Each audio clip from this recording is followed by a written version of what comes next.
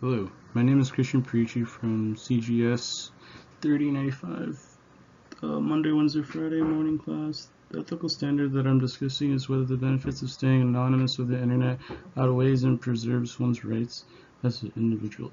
I'll be talking about different forms where this is most prevalent, such as social media and some of the smaller entities of that. First off, I like to talk about Kantian's ethics. This Kantian law comes from the idea or maxim that Kant had developed, in that if everyone did this, then the world will still be able to function. Unfortunately, having every single person be unknown because they are anonymous seems like a kind of boring or bleak way of looking at things, but it seems something that's only in fiction.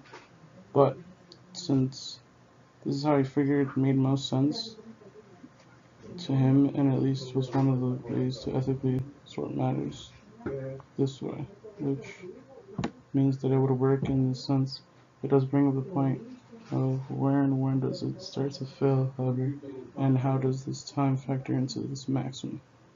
Because, and this still works because if everyone's anonymous, then it should function, but if everyone also, if it works the other way, if everyone wasn't, which is now, I guess, it still works, everything still functions, so it's one side of the coin than the other.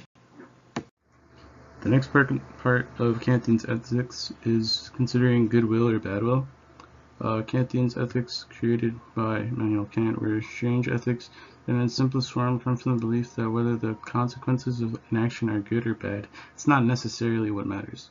What matters is whether the motive behind actions are done to be moral. This can easily be understood in a variety of ways, what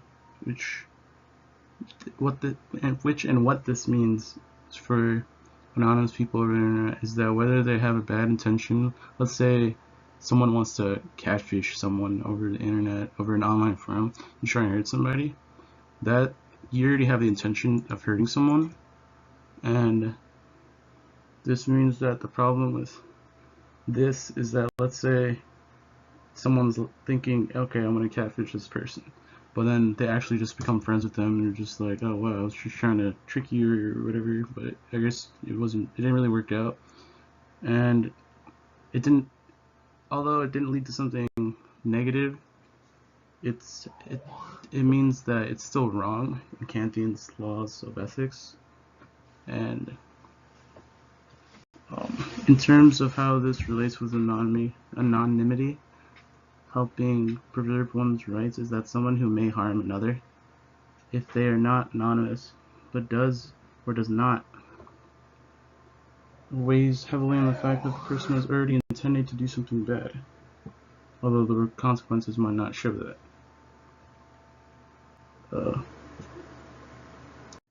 The last Kantian ethics that I'm going to consider in this PowerPoint is the idea that Kant had of treating humans as an end within themselves.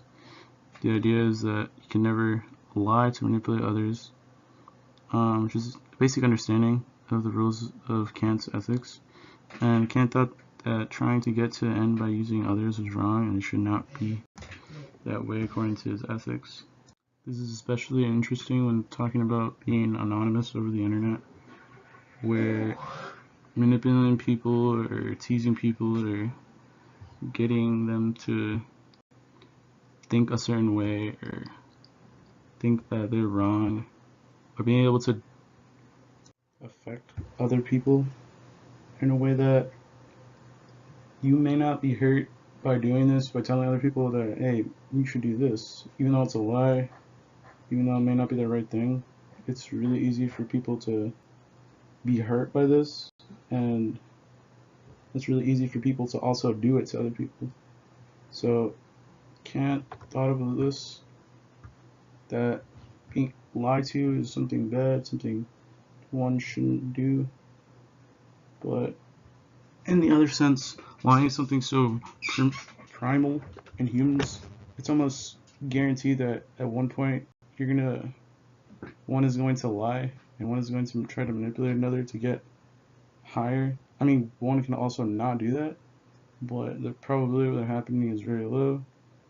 Um, if you tell someone to press a button on a keyboard and then they do it, and because of that you get something as a reward for yourself, it's really easy to do that.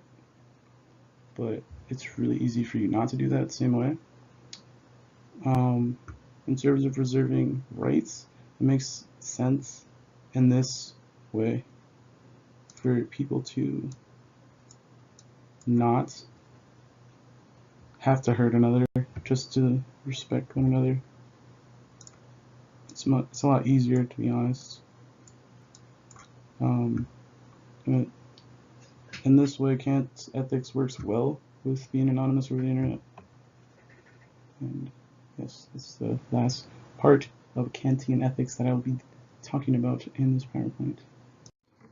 The next ethics that I'll be talking about is utilitarianism. This is sort of ethics is actually greatly contrasts Kantian ethics, because Kantian ethics is more like a moral, you should do things because you know that it's the right thing to do.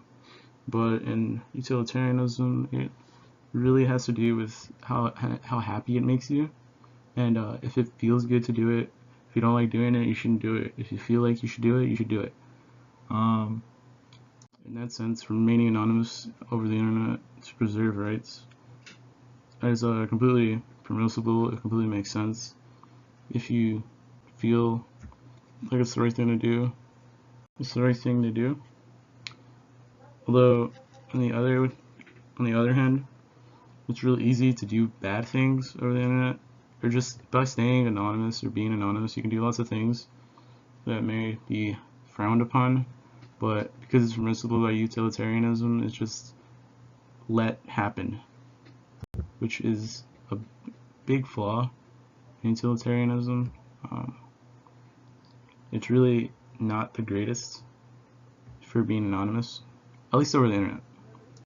This is assuming that people aren't going to do the right thing.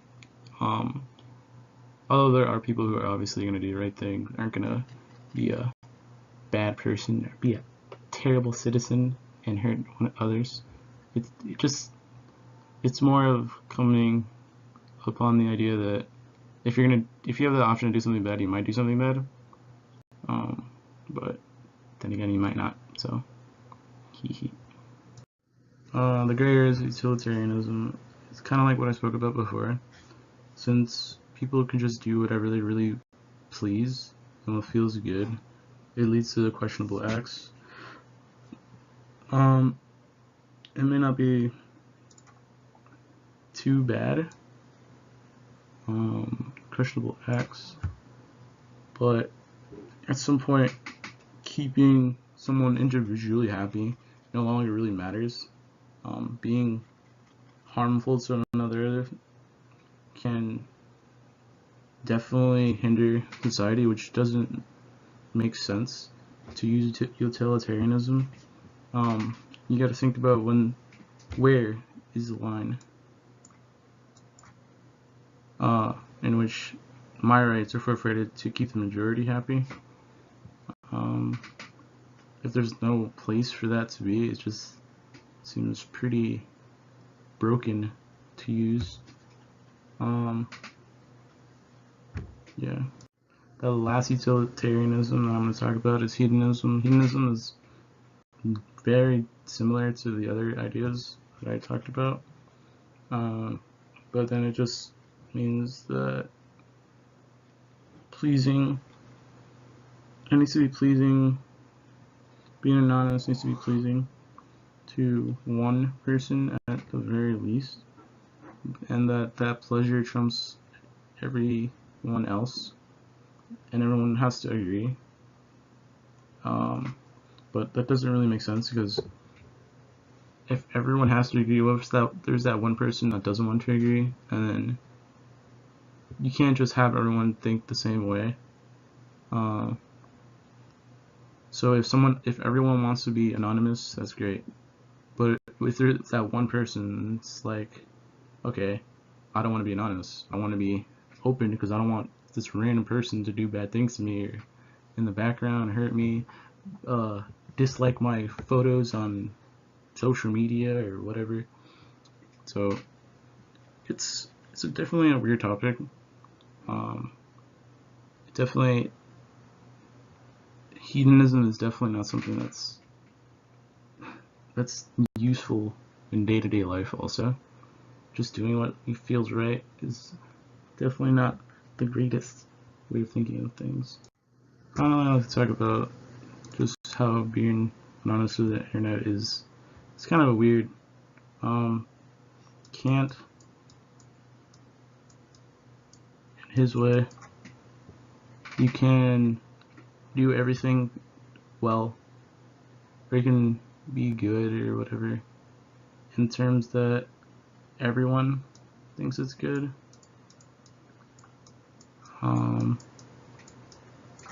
And if everyone thinks it's good and everything it's understood universally, then it's fine.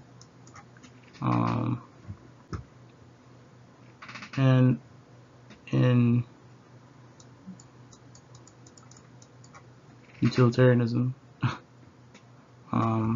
it's what feels right, or what feels good. So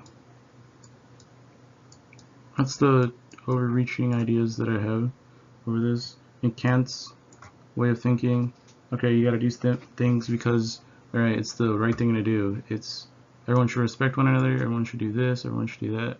And in utilitarianism, it feels good, so we should do that. So either way, I came from this that, alright, everyone should do and set better ideas than what Kant and what other philosophers had. And that's what I got from this project.